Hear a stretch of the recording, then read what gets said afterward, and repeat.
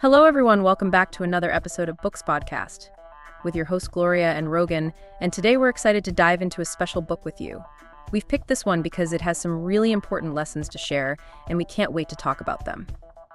So let's get started. Okay, ready to dive in. Today we are exploring Rich Dad, Poor Dad by Robert Kiyosaki.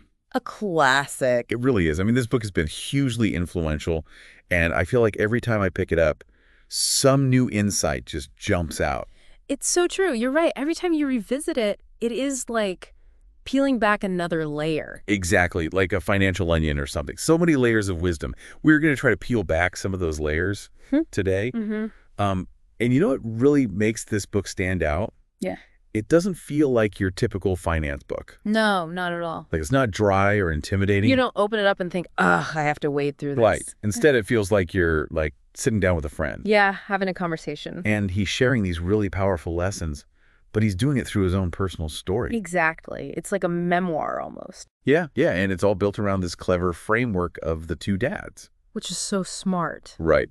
So we have Kiyosaki's own father, the poor dad. Right. And he represents that kind of traditional path that we're all taught to follow. You know, go to school, get good grades, get a secure job. Like that whole idea of climbing the corporate ladder. A well-trodden path. Exactly. Yeah. And then on the other hand, we have the rich dad, who is his friend's father. And he completely flips that script, challenges all those conventional ideas about money and success. And it's important to note, it's not that one dad is right and the other's wrong. It's about highlighting these two very different mindsets toward money. So the poor dad, he represents that path of security, stability, which isn't a bad thing. No, not at all. But the rich dad, he's pushing Kiyosaki to think bigger, to think differently about how to build real wealth. And one of my favorite stories that illustrates this is that anecdote about Kiyosaki and his friend as 9-year-olds. Oh, yeah, the nickel melting scheme. Exactly. They're trying to figure out how to make money, and they come up with this idea to melt down nickels. I mean, talk about entrepreneurial spirit, right? It's brilliant. Of course, it turns out melting nickels is actually illegal. Oops. But the lesson is there. It's not really about the nickels themselves. It's about the process. It's about identifying a need, coming up with a solution, and then taking action. Even at 9 years old, Kiyosaki's learning that money isn't just something you earn from a job. Right. It's something you can create. By providing value, right?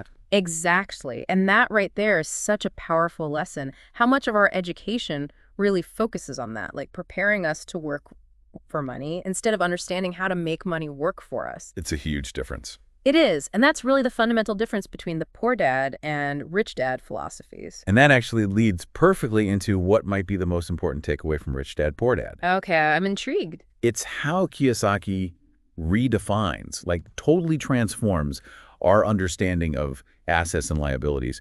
Honestly, when I first read this, it was like a light bulb moment for me. It's funny how such a simple concept can have such a profound impact, right? Totally. So for anyone who hasn't read the book, what's the big secret? How does he redefine these terms? Kiyosaki breaks it down like this. Assets put money in your pocket.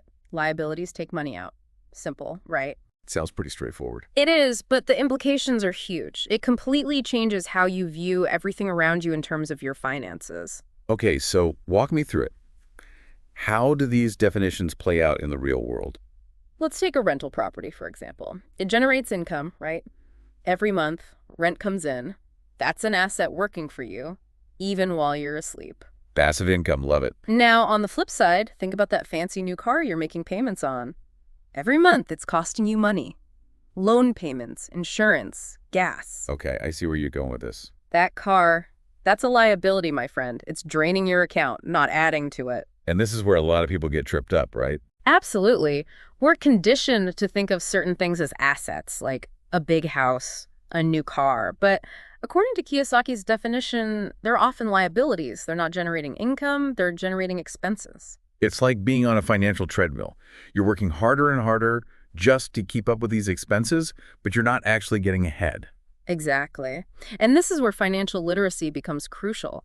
Kiyosaki stresses that it's not enough to simply know how to balance a checkbook. You have to understand how money works. What does that mean? Understand how money works. It's about grasping concepts like interest rates, compound growth, and making smart investment decisions.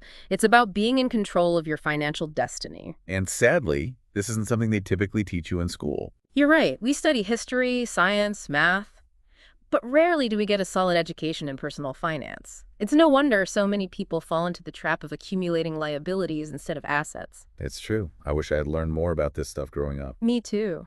And you know what? One of my favorite stories in the book really drives this point home. Remember when Kiyosaki talks about those MBA students meeting Ray Kroc? The McDonald's guy. Yeah, what about it? So these students are expecting him to talk about burgers and fries, the secrets to building a fast food empire. But instead, what does Kroc emphasize? The importance of real estate. Interesting. So not just about the burgers. Not at all. Kroc understood that ultimately it was the land, the real estate, where the real long-term value was. That's what generated passive income, built real wealth. But here's the thing I love about Rich Dad, Poor Dad. It's not just about identifying these financial pitfalls. Kiyosaki actually gives you tools to break free. He does. He lays out these 10 steps to achieve financial freedom. Right. And those 10 steps, they're about way more than just like practical tips and tricks. It's really a whole mindset shift. Totally. He makes you reevaluate your whole relationship with money, with yourself even. Absolutely. And even how you interact with the world around you. Exactly. There are a couple of his concepts that just really resonated with me. One of them is this idea of overcoming the fear of failure. Oh, yeah, that's a big one. Kiyosaki says, Texans don't bury their failures, they get inspired by them. Isn't that great? I love that quote, and it's so true. Especially in the world of investing, or if you're an entrepreneur, you're going to face setbacks. So definitely. It's inevitable. It's part of the process. But the difference is, successful people, they don't see those failures as dead ends. They see them as opportunities. Like, okay, what can I learn from this? How can I grow from this? Makes you think differently about those setbacks, right? Totally. It's not about avoiding failure. It's about what you do with it. It's like that test and learn mentality, right? Don't be afraid to make mistakes. Exactly. And you know what goes hand in hand with that? What's that? Another one of Kiyosaki's big ideas, the power of choice. Oh, yeah. He says, every dollar we get in our hands, we hold the power to choose our future. Powerful stuff. Every financial decision, no matter how small, is shaping your future. It's incredible. Are you using that dollar to buy a liability? Or are you investing it in an asset that's going to generate more income down the line? Those micro decisions add up.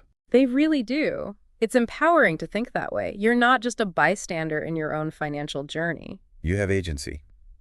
You have a choice. And to kind of wrap all this together, I want to touch on one last analogy from the book. Okay, which one? The two water contractors. Oh, classic Kiyosaki. That one always sticks with me. It really illustrates his message about building systems, right? Systems that generate income. It's not just about trading your time for money. It's the difference between working in your business and working on your business. So we have these two contractors, right? One is hustling, carrying buckets of water back and forth, working really hard. Exhausted all the time. The other contractor, he's focused on building a pipeline. Smart. Yeah. And sure, it takes effort up front, but in the long run, that pipeline, that's what's going to create that sustainable income. Passive income. Exactly. The income that flows whether you're physically working or not. So as we kind of wrap up our deep dive into Rich Dad, Poor Dad, I want to leave you with a final question to ponder. I'm ready.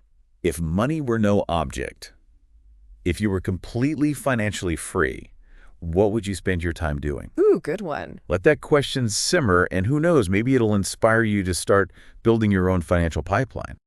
Thank you so much for tuning in. If you enjoyed this conversation and want to dive into more book insights, don't forget to subscribe and hit the notification bell so you never miss an episode.